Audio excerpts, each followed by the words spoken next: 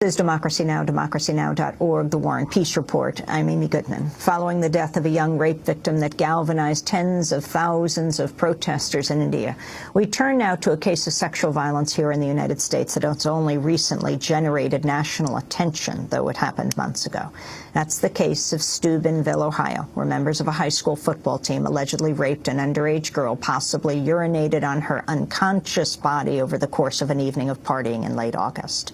The young men chronicled their actions on social media sites such as Facebook and Twitter, using words such as drunk girl rape in their posts. One former football player tweeted, quote, "Song of the night is definitely Rape Me by Nirvana," and, quote, "Some people deserve to be peed on." In one video, an 18-year-old laughs about how unconscious the alleged rape victim was during the incident and refers to her as, quote, "the dead girl." Is it really rape because you don't know if she wanted to or not? She might have wanted to. That might have been her final wish. Be silly for that. No, you don't think she's dead? She's dead. Before many of the partygoers could delete their incriminating posts, local crime blogger Alexandria Goddard made copies and publicized them on her website. She was sued for defamation, but the charges have since been dropped.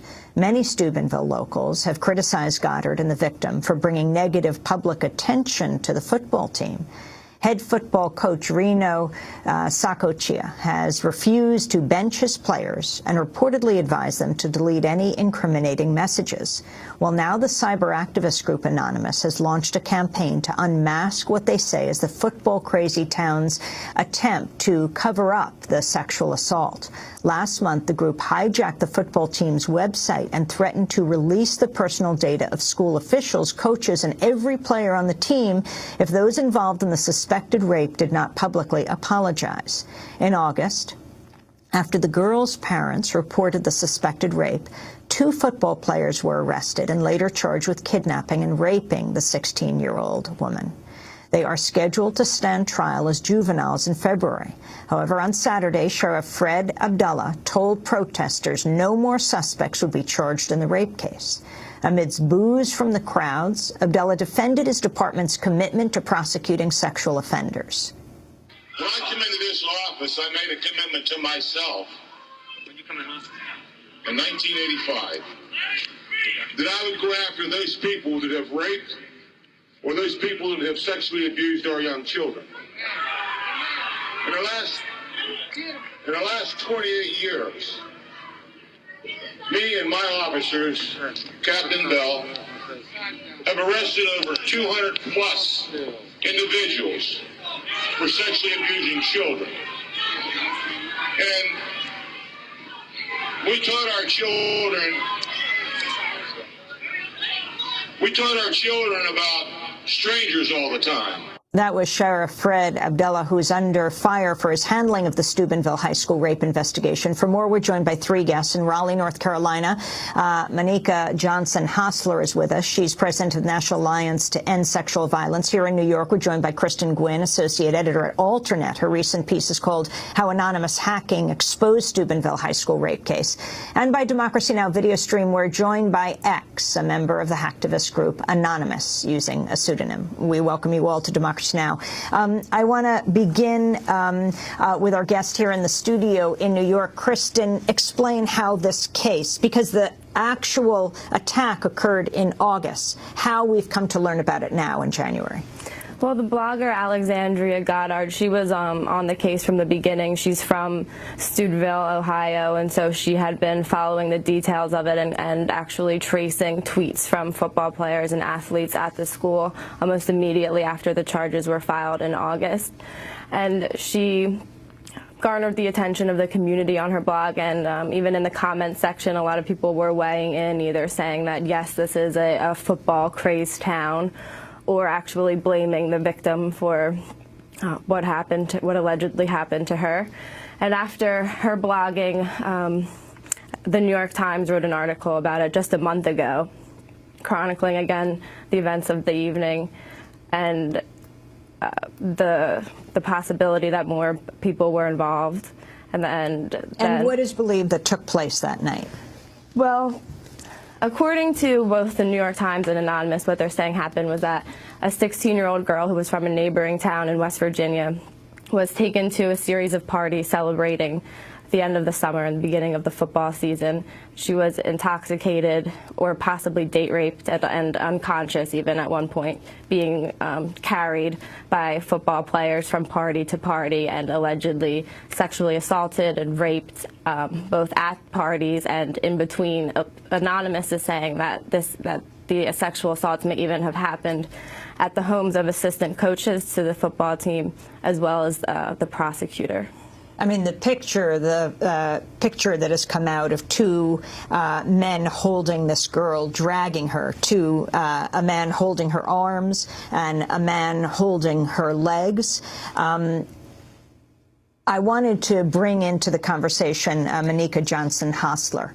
If you can respond to what you have seen and heard described in this case, the fact that the police chief is saying there will be no more indictments. There have been 2 young men who've been charged, and they will be tried as juveniles in a few weeks.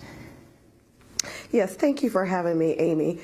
I think my response is like most people's. It's a guttural response that this is a violent, heinous act right here in the United States, where it appears that for those of us who are not in Ohio, it's taken a little bit longer for us to get the details that Christy just described for us.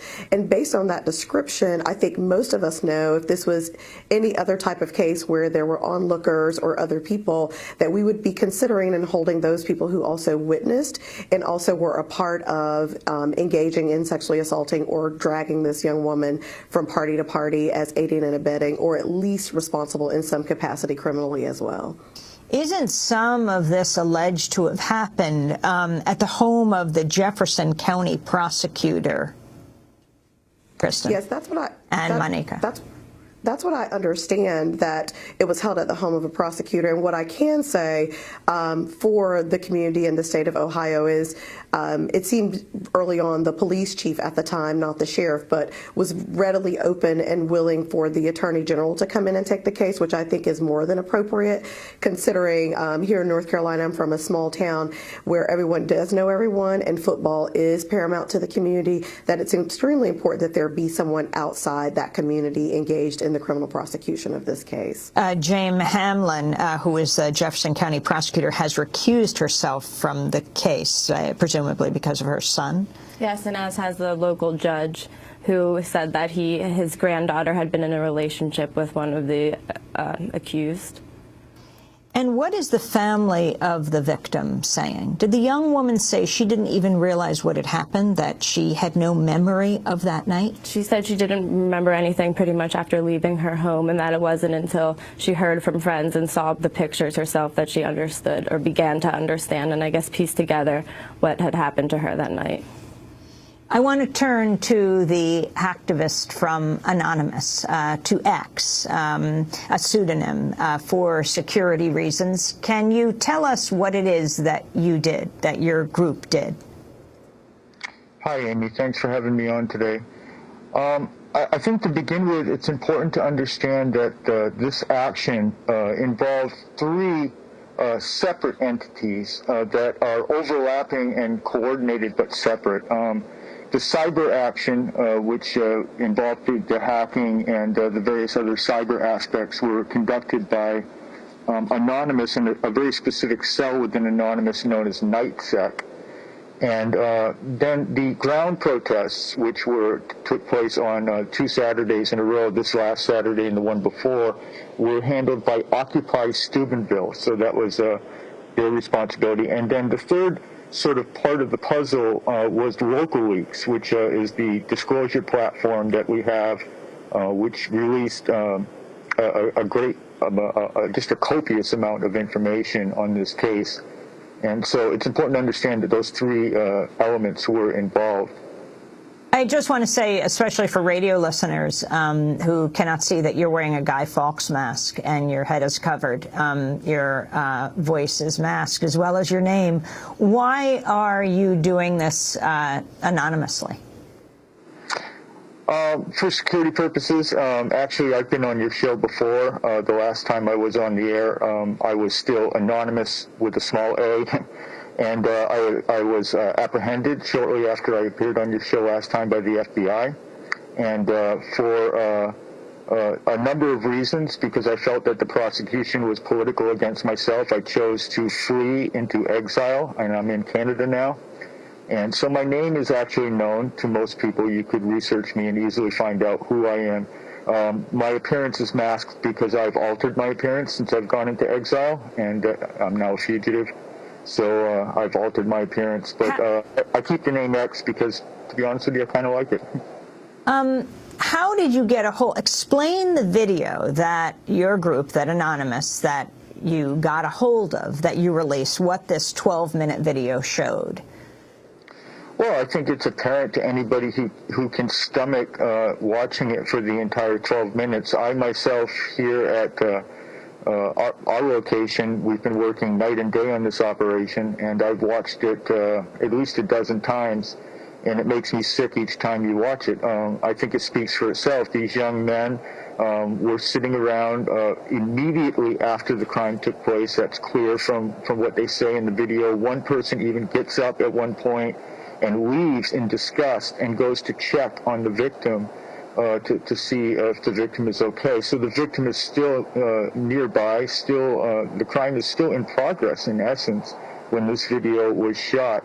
And a number of people are implicated in the video, including the subject of the video, Michael Narianos, implicates himself in this crime. So I think the video speaks for itself, and I can't imagine how the police do not see this as further evidence and do not levy charges against the people in the video. What are you, Monica, calling for right now?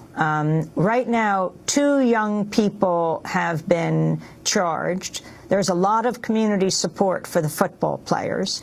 Wasn't there reference in the video to Duke and the lacrosse players? There was, and very much so, like X said, I had to actually watch the 12-minute video in increments because it was sickening to my stomach to hear men, especially of this age, talk about how dead she was. And one of them, I think, even alluded to, if this was your daughter or your wife in 10 years, you wouldn't be saying this. And he said, yes, I would. So for me, especially as a parent, not just as an advocate, it is sickening to hear the degree of which they go on and carry on about how much she was raped. And so the correlation to Duke was she was raped more than the Duke lacrosse players raped. And so what we are calling for is not just how this is handled in Steubenville, Ohio, but really asking America to take a hard look at ourselves and how we are handle sexual violence and rape in our country. I think we've been able to point our fingers and turn our heads to rapes that have happened in other countries and not held ourselves accountable as Americans to say that we absolutely still have a culture of rape where women and girls are still degraded and dehumanized, and rape is in the fabric of this country.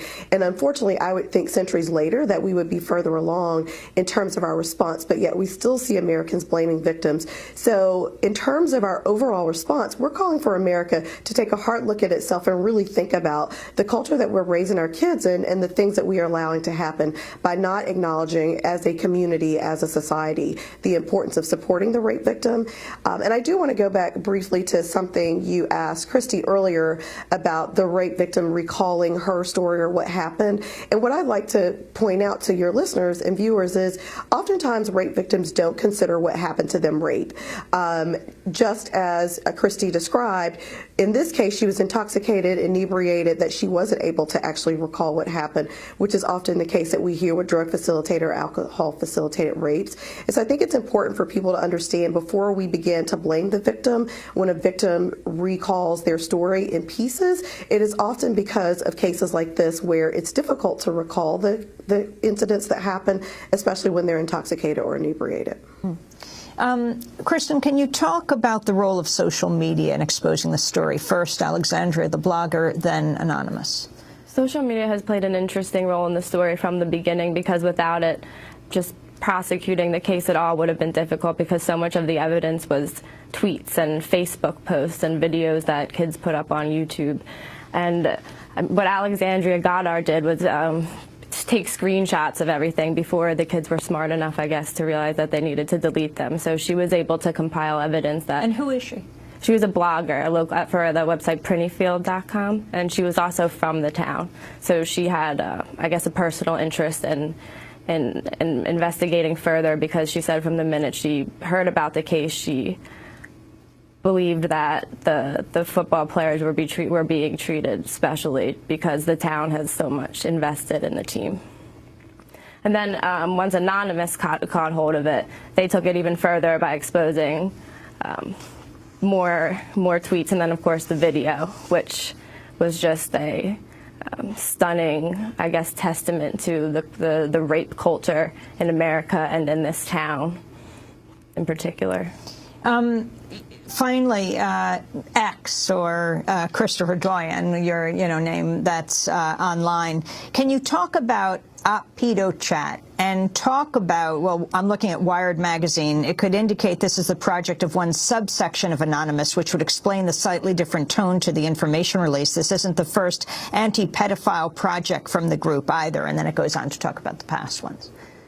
Sure, Amy, I'll be happy to, but I just want to point out one last thing on the Steubenville subject. There's more to this than just a rape that's being covered up because of football and because of legitimate revenue within that community. We have uncovered, Anonymous has uncovered a gigantic gambling ring in Steubenville that is probably half of the revenue in that community is underground, and it involves gambling, involves drugs. So there's more to this than this. This story is about corruption.